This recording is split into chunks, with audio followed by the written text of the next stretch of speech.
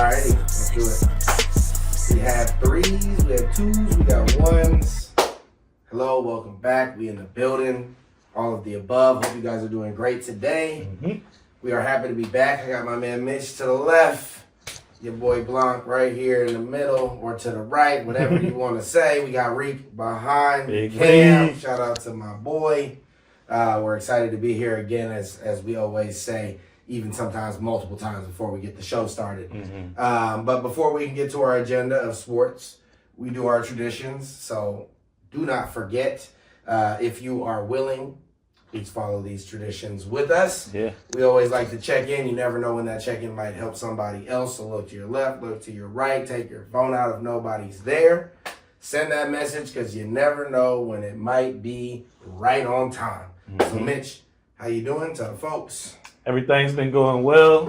Life's kind of been speeding up right now. I've been having a bunch of coaching going on, so having to go here, having to go there. That's just with the weather. There's been rain. It's been heat storms coming through, so a little bit of everything, but starting to get my bearings right, being able to balance everything out.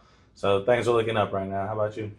Yeah, man. I mean, everything for me that you're going to hear from me from now on is all going to be related to my research project. So everything else is going swimmingly. I feel like I got a good handle on, internship, the rest of the schooling, all of the other classes beyond the research project. So hyper focused on that. Hopefully things go well with my first and second reader. We're looking for success just like we've been able to accomplish in other areas within this educational field. Yes, sir. And this will be the last one, but it is daunting. It is not my favorite, and so it requires a lot of extra energy, a lot of extra juice. But I'm also happy I'm getting back in the gym. Yes, sir. So I'm sore, which is unfortunate, but I'm happy to be back. I know me and Mitch going to be in there too real soon coming up. But yeah, I'm just excited to be back, excited to see the boys, and excited to talk sports. So we start in the land of football, not the football that will be happening this summer with the World Cup. The football that's Americano style, which today involves the silver and black, at least where we begin. So I'll let you kick that off just in terms of what we have labeled as a crazy draft scenario or just overall kind of unfortunate draft luck. Yeah. So just my thoughts over the last few days, just thinking about the draft coming up for the NFL and the Raiders having the number one pick. I think Fernando Mendoza is a solid player. I have no huge issues with him. He just doesn't seem very flashy.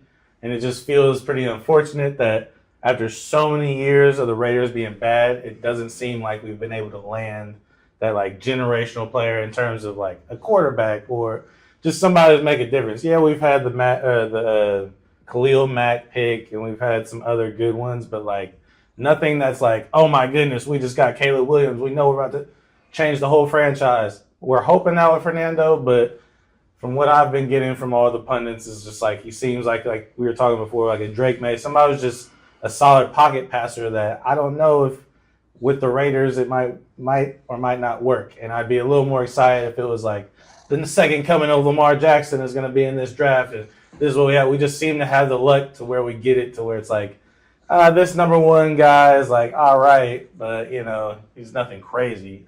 So that's just been my kind of thoughts. You guys let me know. Do you have a lot of faith in Fernando Mendoza?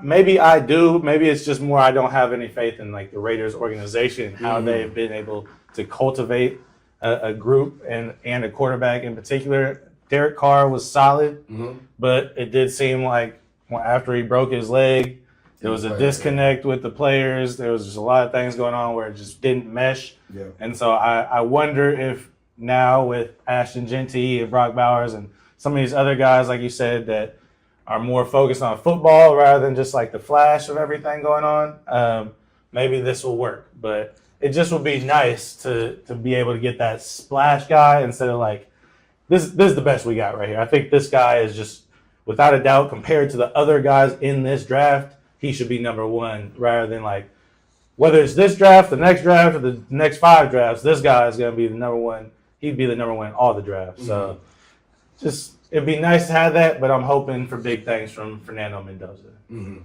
Yeah, and I think it's totally fair to feel that way, right? Like I think majority of franchises, when they end up getting a top tier pick, that becomes the question because there's nothing else to nitpick based on the pick itself, right? So like I do think it's totally fair, and I do think Warriors, we've seen with other teams that we care for similar situations where it just feels like, man, we were that close to having the lottery go our way, but even in another layer to it, right? Not just the fact that we got the high pick. My only counter to that, what I would definitely say, we've seen like Trevor Lawrence's, cats like that who do seem to be all generational, and whether it's the team, whatever the case is, it's not that they're bad, but they definitely don't pan out to be all generational. And then you do end up seeing your Josh Allens, your guys like that who do end up being, even Drake May, right? Not the top in the class, but ends up really becoming a bona fide name, somebody that really clearly is about football and falls into an organization that's ready to win. I think a fair question for everybody, at least in my eyes, is, will they be able to build a line to do anything with these guys? Because, I'm almost at a point with them where, you guys are literally a legit wide receiver away from being at all skills positions elite. Yeah. And so there's really there's no excuse anymore except for to build a line. And to be fair with everybody, who's to say Geno won't be a lot better next year? Because the rumblings that I've heard is that the plans are to keep Geno, at least ideally, right? And just not trot. You gotta have somebody back there. Will not trot Fernando right out there. Yeah. Because I think that what I like about what's happening is I think the new coach is at least a realist. And at least compared to all these other guys who have jumped in and have been like, but we're going to win next year. I like the fact that he's like, look, we're building. Okay? Building doesn't necessarily translate to wins tomorrow, but you will see it in the long run. And I think that's the kind of reality that makes better picks. Instead of being hyper-focused on what would fill the leak right now to make us look the most decent, really going to fill this team out from the inside out. And I think based on the way it's going, you guys are going to be an offensive-heavy team, right? Because you're not going to be able to afford a lot of defensive players either with the way that this is going. And so you might as well load up on O-line, right? The defense is going to be what it is. And, be one of these Buccaneers teams until you get to that next level of drafting where you can now draft in young players and worry about the money later, right? But I don't see a reason why the Raiders, with some smart moves, couldn't become a Buccaneers-esque team, right? Very dangerous on any given day. Could put up 35. You might also give up 32, right? But also with the right players would just be very exciting, right? But I think fair overall, and the perfect kind of transition into where would Fernando Mendoza stack versus the recent first-round quarterbacks, and this would be the last 5 years. The one other thing I do think that's important for you to say, and I think you lightly mentioned on it, but it's really not just this year. Right? The Raiders in general have had a lot of unlucky years with where they stacked up, where players fell, right? I'd say the only one who was at least on my end, I thought was well, I don't even know how they got him, was Jamarcus Russell. Where I truly thought when you guys got Jamarcus, it was wow. Talk about, Lamar, talk about Mike Vick, talk about, it was this dude can throw 70 from his knees. What could go wrong? And it just felt like he also kind of fit the Raiders, right? But fit them too much, I guess. So anyway, we'll jump to this list. I'd say we can just, you and I, you have the list up, I presume. We can just go back and forth kind of on what we feel about this. First off, we have Caleb Williams. And again, this is from 2026 all the way back to 2021. So these are the quarterbacks that we're talking about. Caleb Williams is at number 1. Again, for me, I'm fine with it. I'm not going to go too deep into any of these other than the fact that a lot of this is still up in the air, being that it's only 2021. And for me, Caleb, this is more by default. Sadly, to keep it a buck. Some good quarterbacks on this list, but for him to be at 1, I think that's by default. Yeah, I also think it's just interesting to have a rookie or a guy who hasn't even played in the NFL stacked up against guys who have played. So it kind of makes it skewed a little bit because I would say, majority of these guys that are going to be ahead of him, I probably would want them more than Fernando Mendoza but I've also got to see them play in the NFL. Yeah. So it's like I don't know what Fernando can do, but I can understand why he's even down here at 8. Yeah. But I am surprised with the fact that what we've seen from Zach Wilson, that he's number 6 on this list. And now I can, just because of this last season, I can understand why Bryce Young would be ahead. But he had a lot of questions in terms of his size and ability to make plays with that terrible Carolina team. But he's been able to turn it around.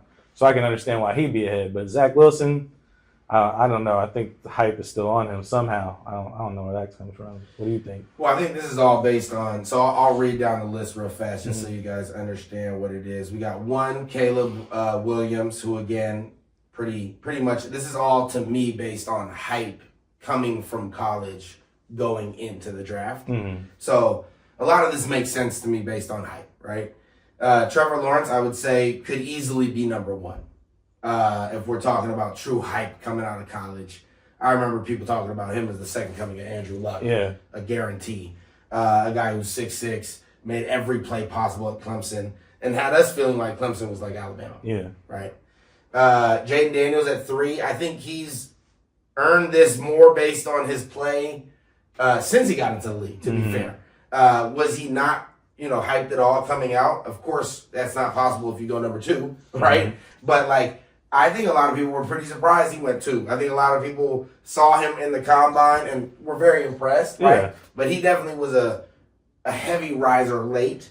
And I'm a little bit skeptical as to him being 3 in terms of hype coming out of college. If we're talking about a blend between the 2, sure. 4, we have Drake May. Again, for me, this is very interesting because he was hyped, but I don't think he was that hyped. I think, again, he was one of these guys that did well in the combine. People knew about him, but I think a lot of people, because of North Carolina's previous track record with quarterbacks, throwing him to the back of the bus Mitch. Because who's ever proven anything out of there, right? 5, you got Bryce Young. I'm surprised he's not higher. To me, this is a guy who we're going to sit here and act like he wasn't drafted over Jay. Are we going to sit here and act like he wasn't drafted over some of these guys? He wasn't drafted over Jaden Daniels, but he was drafted over CJ, who's lower on this list. But, again, for me, Bryce Young coming out of Alabama, the only thing against him was him being 5'10". Yeah. And everybody was talking about how he's Drew Brees-esque, no mistakes, great arm, mobile enough, right? And just one of these guys whose IQ, he was a coach on the field. Right. Hasn't quite panned out, as nothing has in Carolina. But honestly, you see glimpses. Yeah. But if we're talking about hype coming out, Took him to a playoff. if we're talking about hype coming out, we're talking about him easily being at 3, right? And he could be in debate for me at the 2 spot, depending on who else was there, right? At 6, you have Zach Wilson. I agree with this just in terms of hype coming out of college. And I think Shanahan played a big part in overhyping this dude and getting the train going in terms of exactly what they write here with the off-schedule throws, his ability to do that whole Mahomes love was going on at that time where everybody loved the arm angles and the off time and can he break a play that's a broken play? Right, yeah. All of that Joker stuff. But if you really watch this film, BYU wasn't playing nobody at the time. He had a bunch of injury concerns, but the hype was there. And also, you can't really knock anybody who goes to the Jets. I mean, we've seen several quarterbacks go to the Jets and then go to another team and become successful. Absolutely. So, Jets is another team just like the Raiders where it's like you kind of can get lost in the sauce. Go to have your career die. Yeah.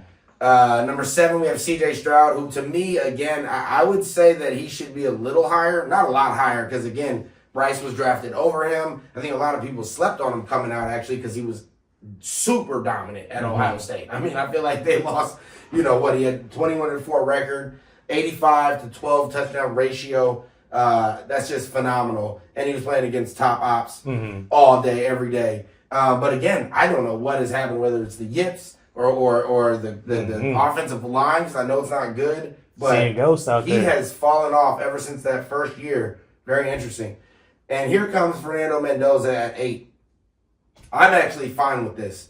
I think he could arguably, to me now, that this is where I go into Mitch's point of obviously with the hopes that I have for Fernando Mendoza, I'm instantly scooting Zach Wilson about here, right? There's some of these guys that he's probably the only one that I'm auto scooping out, but I could get him at this point higher than a CJ Stroud in terms of where they're all at, right? CJ's going into year 4, I'm pretty sure at this point, or year 3 at least. and there hasn't been a lot to show for it. Mm-hmm. But I'm fine with it being at 8. And is he well above, to me, J.J. McCarthy? Absolutely. Absolutely. Is he well above Trey Lance? Now, that's a problem. I think Trey Lance was really hyped coming out. Super hyped.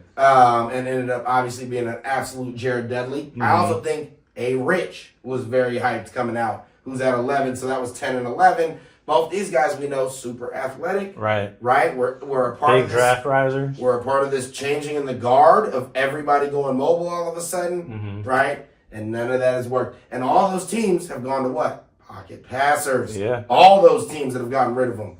Pocket passing now. So, very interesting to see as we thought the shift was happening. Number 12 would be Justin Fields.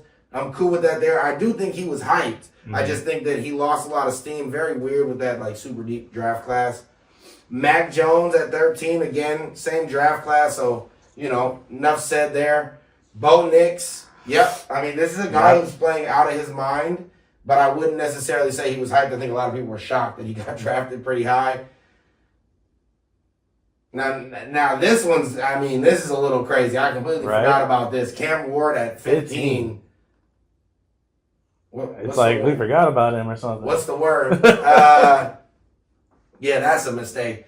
I have no idea. I mean, again, if we're...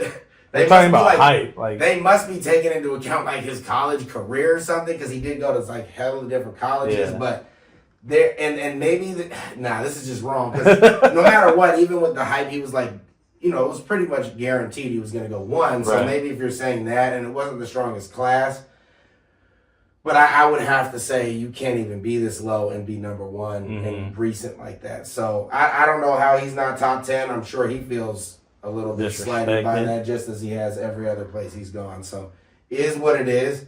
And then you have 16, Michael Penix, who again was drafted a little bit late in the first round. By a super late. We didn't think he was going to get drafted. 100%. And then you have Jackson Dart at 17, who was drafted at 25. Kenny Pickett at 18. And that'll be the list on there. So, I'm good with all of those. I mean, Jackson Dart, I don't care. I mean, at this point, it doesn't matter. I think the only one that's notable is Cam Ward. Mm-hmm. Why are you down there? And to answer the final question of why we looked at this, I'm okay with Fernando Mendoza at 8.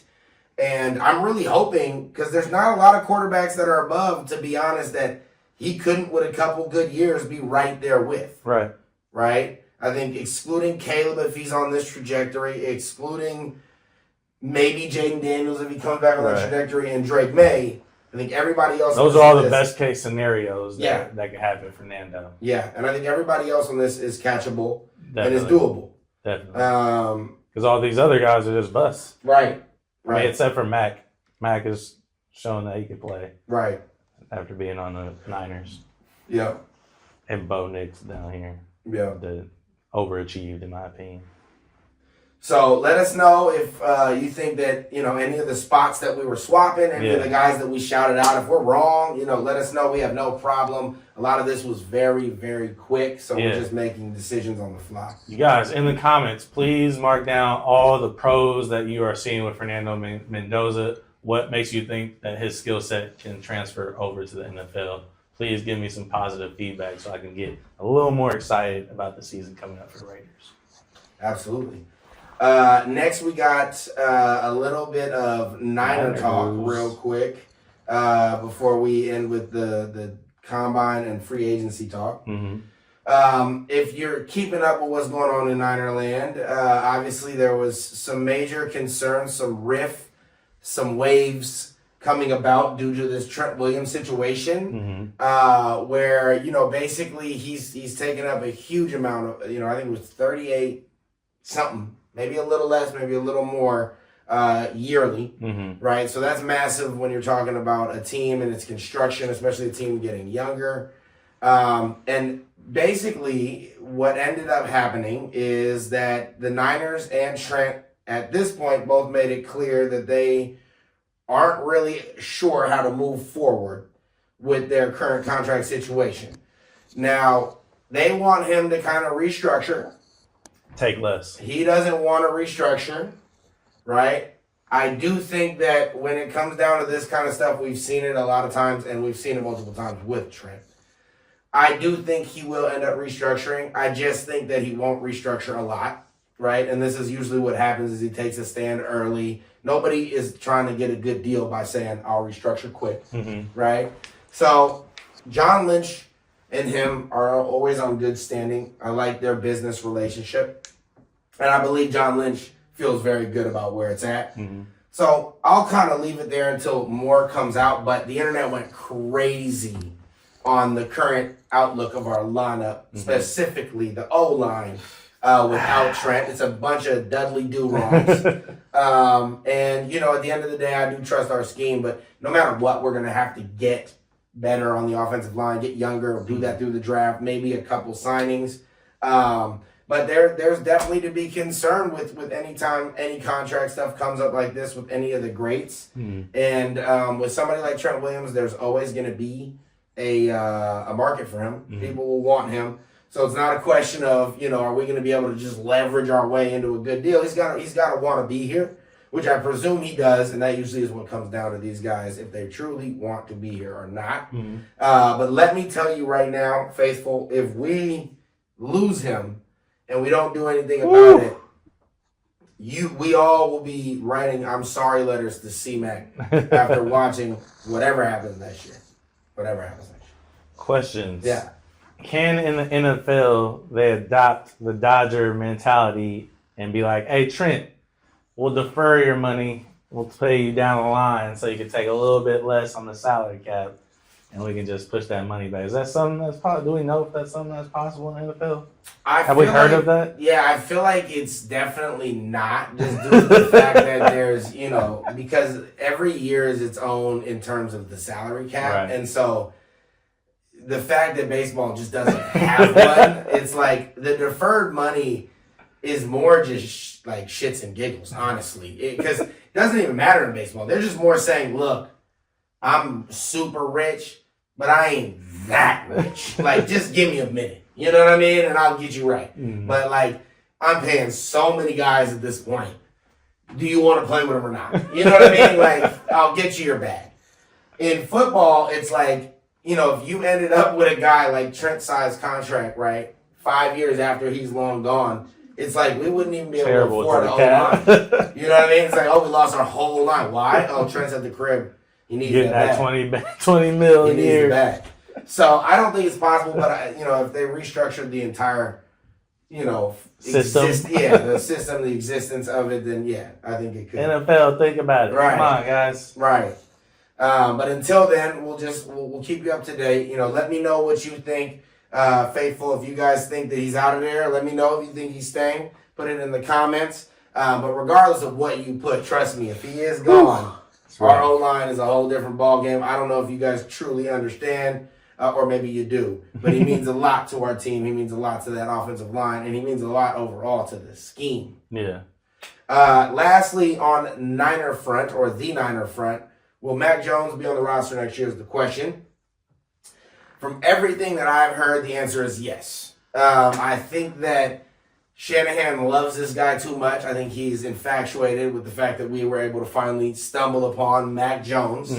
I think he loves Brock Purdy, but I think for him, he's a guy that wants to know that if we go down a guy, especially in the keyest of positions, that he still feels like his offense can run. And I think he might be in the best position he's ever been in that sense, in his tenure with the Niners, of feeling like, man, truly, either way it goes, as long as one of those guys are healthy, we're doing the exact same thing, and I feel good about what we're doing when we're out there.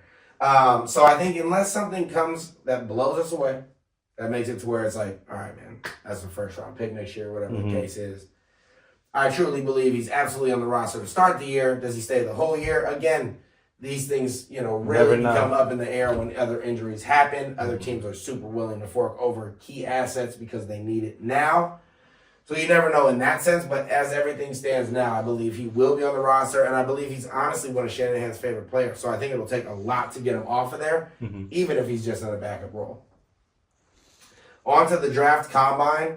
Real fast, we just have the biggest risers, which is always a good little thing to look at. And then we also have a little bit of good old free agency talk. So actually what we'll do is we can start with the free agency talk. Sure. And because this is just a little more interesting with the straight line to each team. Mm. So why don't you start off with, because it's going by division. Right. Why don't you take AFC East division and just go over who they're saying are the number one options for those real fast. Let me see where those ones at.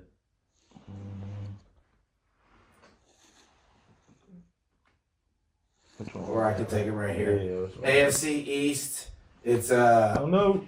Ooh, Mendo. It is called the 2026 NFL free agency, projecting one signing for every team. So if you go over, go into one of the teams, like the Niners, and then it should show up on one of those. So for the AFC East, we have the Buffalo Bills targeting Mike Williams. That'll be very interesting. Again, Mike Williams is 33, but he's one of these guys who's had a lot of 1,000-yard seasons. Mm-hmm. He's really, at the end of the day, 6'5", big target, big 231, great in the red zone. I think it'd be awesome for them. With the Miami Dolphins, you have tight end Isaiah Likely, which I like this as well. Obviously, they I don't remember the last time they had a decent tight end. Mm-hmm. Maybe it was Darren Waller for like 2 weeks. But, I think he could be good over there. And obviously, he's been looking to be a number one, being in Mark Andrews' shadow, whether that's rightful or not, for the last several years. With New England Patriots, you have Jalen Phillips from Philadelphia, who's also formerly on the Miami Dolphins. This is an edge rusher, a guy who's really good. I think he could be a good option for them. But always the question with him is he going to stay healthy? Mm-hmm. And lastly, we have with the New York Jets, Malik Willis, who this has been a big surprise for me. Not necessarily with the Jets going after him, but I'm hearing Malik Willis is guaranteed pretty much to get $30 million a year. Mm-hmm. I think he's all right. I don't exactly know what they've seen in his time with the Packers. I know his QB rating says 93.1 here for the Packers in 2023, but I worry about that being just another Justin Fields, right? $30 million a year, whatever. Very interesting, but again, if you need a quarterback, and there's only one in this year's draft that's worth the high pick, you're going to have to look somewhere, and the Raiders somehow got that one. So in that sense, very lucky. You want to take the AFC North? Yeah, I can take the AFC North, starting with Baltimore. We got the Ravens. Connor McGovern. Tyler Linderbaum is going to be out of town, so they're going to need somebody to replace him at center. I think he's a good young guy, about 28 years old, to really solidify that line. I know Lamar needs it, so got to bring in some offensive line help for him, as well as many other teams, as we've seen. Absolutely. Next, we got the Bengals, Odafe Owe. He's going to be coming in, hopefully. Trey Hendrickson, we don't know what's going to happen with him. He's going to be probably out of town in Cincinnati, so they're going to need somebody on the edge to really solidify them, to make their defense solid and continue the way Trey Hendrickson was playing. Next, the Cleveland Browns, potentially getting Rashid Shaheed is something that's a top priority for them. I know their return game has been awful, and they need some explosiveness with their wide receiver team. So if he's somebody who can really open up the field downfield, open it up for them, and they really need some help there. So I think Rashid Shaheed would be a big help for them. And then lastly, we got the Pittsburgh Steelers with Jaquan Brisker. There may be some other people that they might think about, but you never know what's going to happen with losing Jalen Ramsey. You got some other players, but we know with the Pittsburgh Steelers, they're all about retooling. That defense is always going to be solid. So getting another solid player like Jaquan Brisker to come in there from Chicago could only solidify their defense even more. Absolutely. On to the AFC South, we have with the Houston Texans, Tyler Linderbaum, who's the center from Baltimore. I mean, that would be great. Again, as we said earlier in the show, Houston's line is atrocious. Baltimore always has some top-tier linemen, and Tyler Linderbaum is another one of those. So if you can get him at a key position like center, well done. Indianapolis Colts, you have edge Bradley Chubb from the Dolphins, who was a guy who once was on the Broncos and once was just a very highly touted edge. Injuries and other things have kind of lowered that buzz a bit, but could be a good fit. Still had 8.5 sacks last year. Jacksonville Jaguars, we have Reek Woolen. Probably my favorite name on this list. If they're able to get Reek Woolen, man, pay him his money. This is a 6'4", 210-pound cornerback, very physical, very, very fast. sometimes a little bit too handsy, gets some penalties, but would be amazing to match up next to Hunter. Right. Great ball skills, and he's coming off of a Super Bowl with Seattle, so good on him, and I bet he will get the bag. So next we have the Tennessee Titans. You got edge Kalavion Chasen, who is from New England, who is a guy who I think went to LSU. I'm not very familiar with the guy, but sounds like it would be. Yeah, he went to LSU. LSU, okay. Yeah. Sounds like it would be a good pickup. New England's defense was really solid this year. Really solid this year. And Salah's over there with the Tennessee Titans, looking to make a good defense, so I could see it being a good fit. All right, the AFC West, home of the Raiders, baby. We got Denver Broncos, potentially with Cade Otton from Tampa Bay. We know the Broncos like to play thick line, have that running game going, and then get it out quick with Bo Nix over to the tight end. So he's somebody who could really help because we have other names like David Njoku that could also be a potential landing spot for him and for the Broncos. Next, we have Kansas City Chiefs looking to go to Seattle for a Super Bowl champion and Kenneth Walker III. If they're able to do that, that's going to really help them after a lackluster time with Isaiah Pacheco over the last couple of years. It'll just be another nice stopgap for a QB who's not going to be named Patrick Mahomes. Right. For the Raiders, I like this name. We got Quay Walker from Green Bay Packers. I mean, I don't know how many times we've talked about it, but the Raiders have always lacked that commanding green sticker guy who's commanding the whole entire defense, moving sideline to sideline. Not a Fred Warner per se, but somebody who's in that kind of ilk rather than just, guys who are filling the spots who, hey, just go tackle somebody. Don't really make an impact, just get in the way of people. Right. No, this is somebody who can help make your safeties better, make your cornerbacks better, and help solidify and back up that defensive line. So I think that would be a great pickup for a defense that desperately needs leaders. And then lastly, we have the Chargers. Got to protect the boy Justin Herbert, and they're going to try and do that. Hopefully they can pick up Pittsburgh's Isaac Samalu, another offensive lineman that can help them with Joe Alt and Rashawn Slater, really solidify that offensive line because as we've seen over the last few years, that seems to be the only hindrance to Justin Herbert is he just gets sacked over and over again and is always pressured. So they can shore up that line just like every other team in the NFL. You shore up that offensive line with a quarterback like Justin Herbert, you're a playoff team. Absolutely. Next, we have the NFC East. You got Dallas Cowboys, linebacker Devin Lloyd from Jacksonville.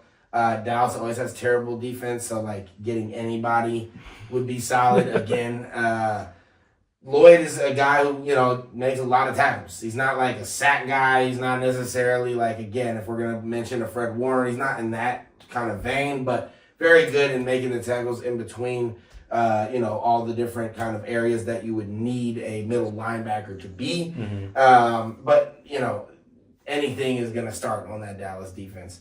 New York Giants, Eric Stokes from the Raiders, actually. Yeah. Wow. This is a guy who at one point was on the Green Bay Packers and was looked at as a very top-tier talent. Very, very fast. But Stokes was one of the worst cornerbacks in the league in 2024.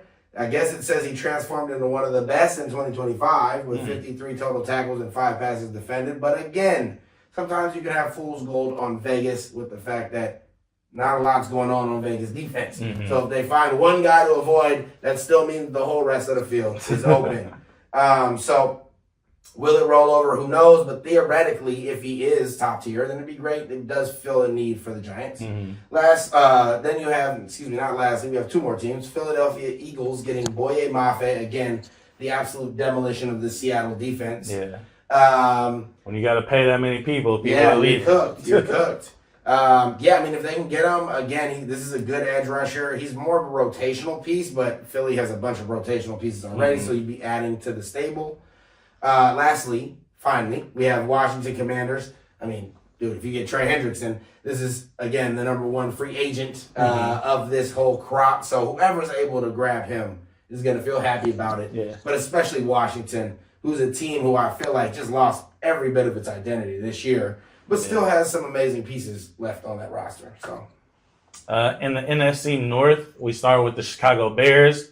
They're going to be looking for a safety. There's guys like Jaquan Brisker, Kevin Byard that are out there, but if they end up going back to their teams or somewhere else, they'll be looking at Cam Curl from the Los Angeles Rams, who's a solid player, can shore up their backfield and help their secondary a lot. And I know the Chicago Bears are desperately in need of defense because they have an exciting offense already. Next, we have the Detroit Lions, another team that has an explosive offense with a shaky defense, and they could be looking at Khalil Mack, somebody that can pair up with Aiden Hutchinson on the other side. Man. Crafty vet. We've seen him on the Raiders all the way back in the day. We know he's a top-tier talent. So if he can come over there and help Aiden Hutchinson, can really help their defense on a team that, like I said, Jared Goff, Amon-Ra St. Brown, Jameson Williams, Jahmyr Gibbs. Offense is already good. Let's shore up the defense. Green Bay Packers, again, another team.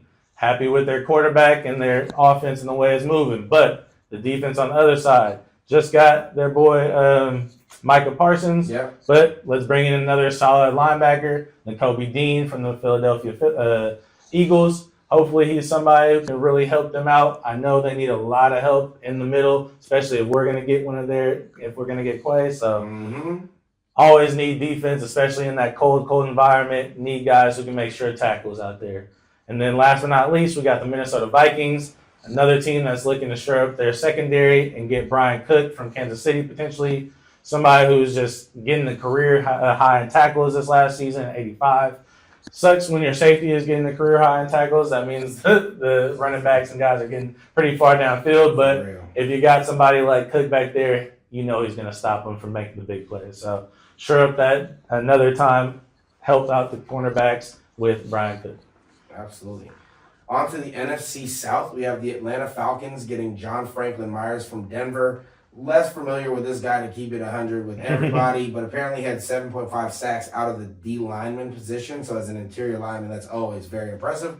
And was strong against the run. Atlanta, again, one of these teams that never is good defensively. They need a 5 technique guy. So, hey, here's a guy for you. Make it work. Carolina Panthers linebacker Caden Ellis from, ironically, Atlanta. The Panthers could use, I guess, another inside linebacker. I'm unaware of their situation needing anything other than everything. Yeah. That defense is atrocious. Man, not what you want to see. And adding a guy from Atlanta hasn't really ever, other than Dion, been the answer. But, hey, I don't, again, know as much about this guy. So it could be a good fit in a freaking division full of question marks. Yeah. New Orleans, we got Alec Pierce. I've heard he's going to end up getting retained by the Colts. Or what is that called, where they put the 1 year, the franchise tag on him. But this would be a fine pick. Tyler Show, what's his name? Show, whatever his name is.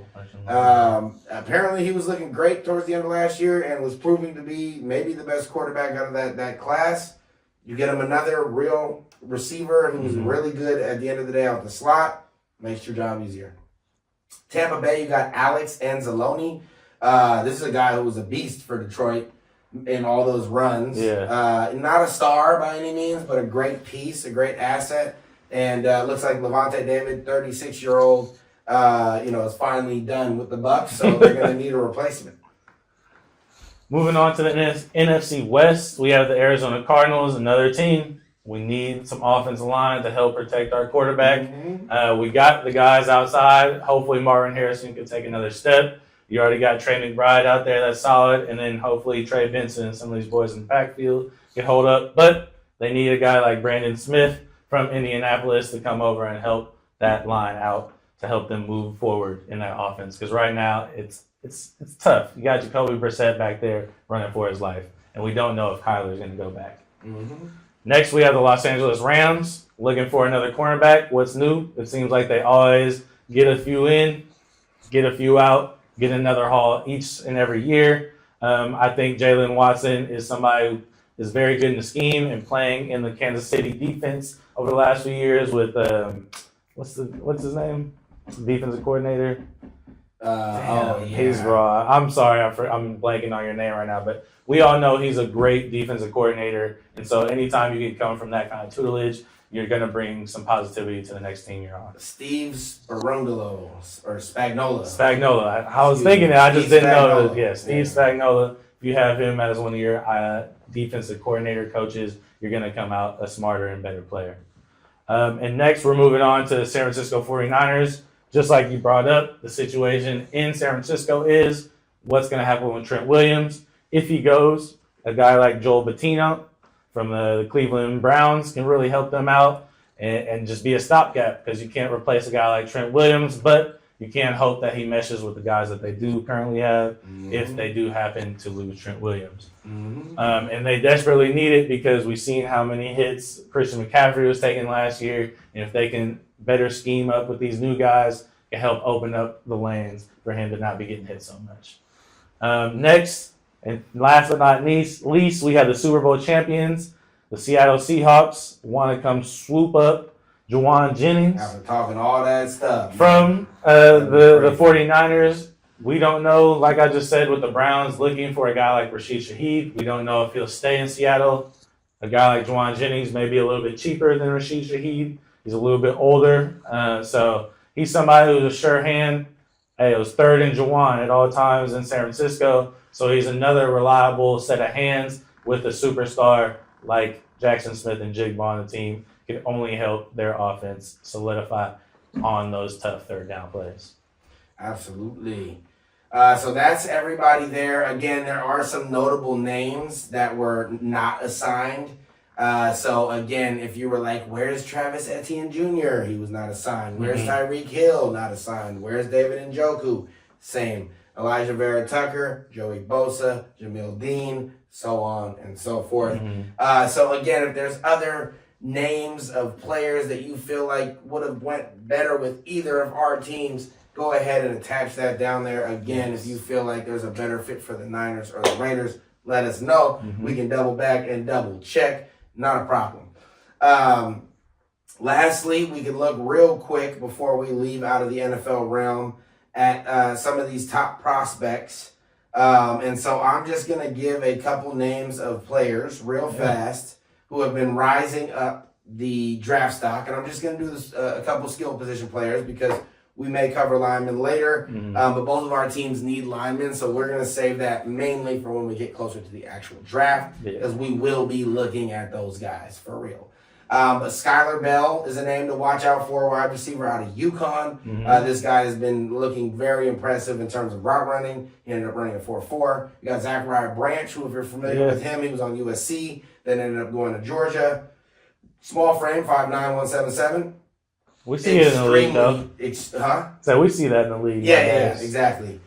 You know, it gives you that Hollywood Brown, the what's the guy right now, Zay Flowers, that kind of vibe. Very fast. Deion Burks from wide receiver Oklahoma, very similar as well, 4'3" guy, 5'10", 180. So a lot of these very speedster-esque guys. Jeff Caldwell, wide receiver from Cincinnati. Taylor Green, who's a quarterback from Arkansas. This is a guy who I actually was very impressed with. But they're looking at him as an elite wide receiver, being that he got clocked in at 6'6", 227 with a 43.5-inch vertical jump and a good old broad jump of 11.2. So really like Olympic-esque. And like a 4.4. Yeah. Like 4.39. Exactly. 4.36. Oh, 4.36. Yeah. And so, you know, got a lot of options there. So that's a name to be looking out for in terms of like a true riser. And then some guys that you should know the names of: Denzel Boston, wide receiver from Washington; Mekhi Lemon, wide receiver from USC; Jeremiah Love, running back from Notre Dame; Garrett Nussmeier, the quarterback LSU; Ty Simpson, quarterback QB Alabama; Carnell Tate, wide receiver Ohio State; and then what's his name, Jalen Tyson, wide receiver Arizona State. And then Caleb Downs would be another one that I really want to put up there. Safety, who might go second overall at this point with the way that the draft is looking. And just kind of the lack of talent in the I think it's so crazy that a guy like Taven Green, like just the talents that these guys have. Who was it? Denard Robinson? Yeah. Back in the day. To be so talented. Yeah. Like athletically to where I can just be a college quarterback and I'm like, not even being considered being a quarterback moving forward, but I could just take over a whole team just because I'm so athletic is crazy to me still. Like that guys can do that and go to college and it's like, yeah, I'm just faster than you guys.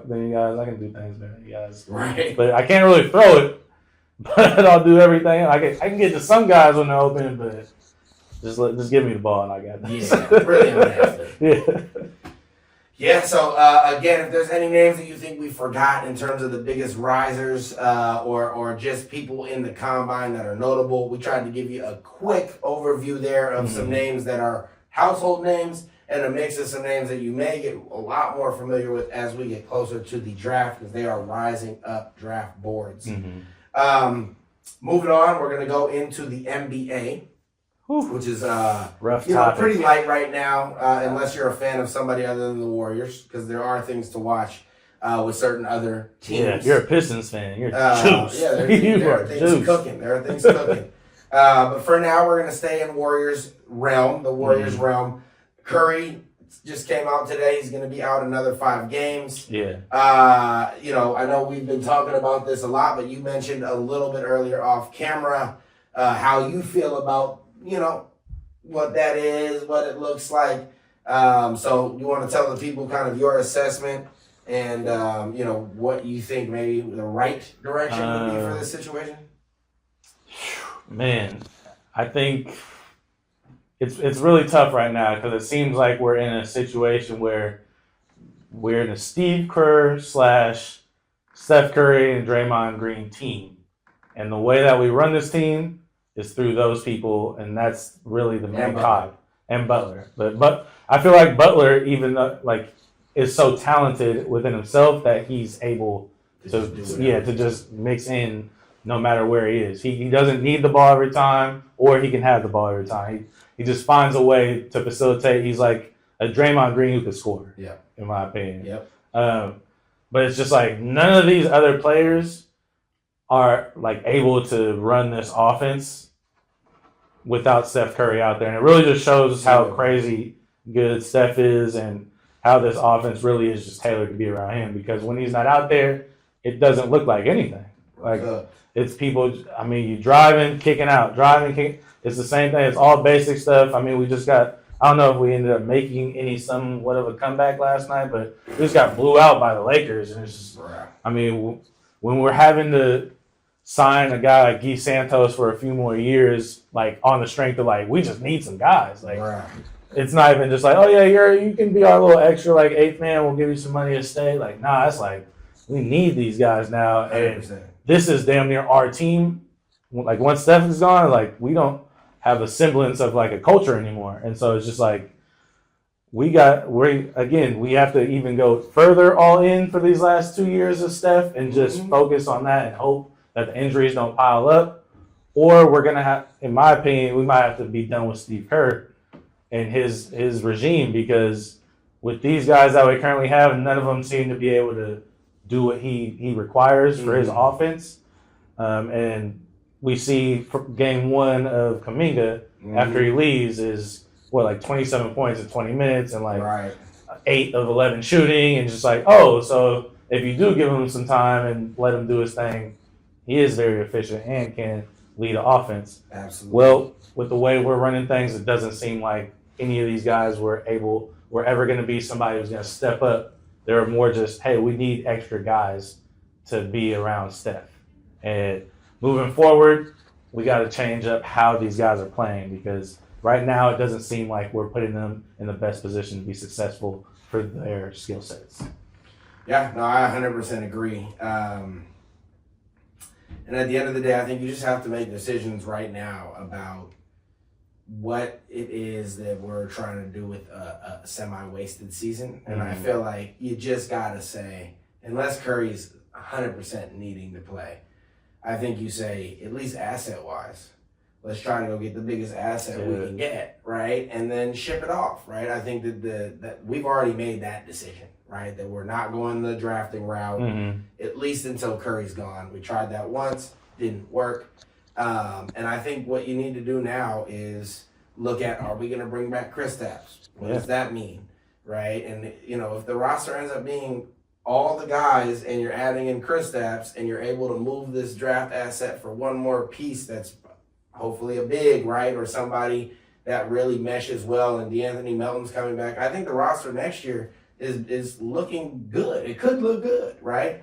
But I do think that you have to also kind of align what's happening and allow this to be a year where the rest of these guys like Guy Santos, the rest of these guys like even Pat Spencer can figure out, can these be our backups? Can these be our low-cost backups who will end up building back into this strength in numbers team that we've always had? And I think that you do need to continue to build the assets with also what's coming this summer with a bunch of free agents, right? Yeah. So I don't see any need to bring them back. I think that once Jimmy went, I think you're arguably looking for any other reason to stop this. Yeah. Obviously, we see that there's nothing other than like Steph playing at his utmost, highest potential that would even have us in games this year. So why risk that? Let all these other guys get the PT that they normally wouldn't have got the way Kerr runs things, right? And allow some of these other guys to earn, just like I'm about to shout out, their contracts. Like Guy Santos just got re-signed 3 years, $15 million. I love what he's doing. To be honest, what's sad is I love that Kuminga's getting to spread his wings a little bit. Is it happening in winning ball? No, right? But he is learning how to be, what he wants to be, right? And then you look at a guy like Guy Santos and you go, well, damn, that's all we wanted from you, Kuminga. That's it. And sure, he's a little bit bigger, right? But he's doing everything that we just wanted. We just wanted 1 to 2 threes a game. You're shooting 4 of them, so just please hit 1, right?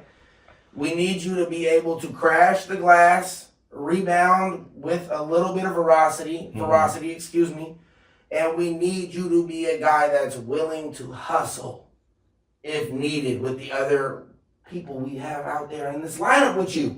You got to be a guy who's young, energetic, and going to get this ball, chase after it. Win the 50-50s, my guy. You have the athleticism to where nobody should be beating you to that stuff. And then the rest of your buckets will just happen. Yeah. Because Guy Santos is averaging about 16 a game, and he's having games where he's putting up 16, 8, 4, right? And it's not even happening out of any set plays. Yeah. It's just him running around, the offense generating lots of shots, him hustling in between the lines, and those stats falling in his lap. And that's what they always told Kuminga. This could happen to you naturally. Just run around, dude. Just go where we tell you, bro. And you, with your skill set, will naturally average 18, 8, and 3. And then we'll be able to work you into a role that's 25, 8, and 5, right? Or whatever those transitions to those numbers will be. But sadly, I do think that both teams are better off. I think that Kuminga was not built to stay with us any longer. We had destroyed that relationship. He had destroyed his willingness to play with us. And I do think that based on who he thought he was, he was the crown jewel because James Wiseman had already got the boot, right? So, I just feel like he had also a very weird situation that was abnormal to even a Franz Wagner, where Franz Wagner came in and there was still a Paolo, right? And, he just didn't have anybody or any reason, directly in front of him for him to feel like he shouldn't be out there, and that killed him, because he wasn't willing to work for it. And Atlanta doesn't care. They're going to let you, as much as they're bragging about it, they're going to let him run around and do whatever he wants. And could he create 25 points a game? Yes. But so could a lot of players in the league. If you just tell them, hey, bud, we ain't even trying to win today. Yeah. Do what you got to do. There's a lot of guys out there. You've seen how Derek Queen was going on for a while for the Pelicans. Tons of guys that can go get it. So I actually like it. Kuminga, I hope you do really well. It is, like you said, it's sad on both ends. I hope it benefits both teams. But the signing of Guy Santos, I love that. And I love his ascension to the role that he's gotten to be. Because to me, that is what this should look like. You go hard, you work hard, you ascend to our system. If you're not a guy that is just auto-earned his way in.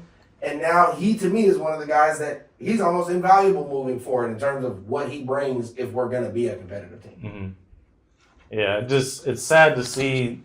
I know, of course, we have our injuries that we have, but I don't think there's one starter on our team, in terms of an NBA starter, like Draymond Green, obviously, but he's on the latter end of his life, so it's just of his life. Just, I mean, you know what I'm saying? Just like his career is on the very edge. Like people are trying to talk about Steph. Oh, is getting older. It's Draymond. Like how much higher can you get from 8-5-5? Like I can see you going 6-4-4. Like moving forward. You know, like you're gonna be 36, 37 moving forward. So I'm looking at the roster and I'm just like, damn, bro. Like these are all backed up players.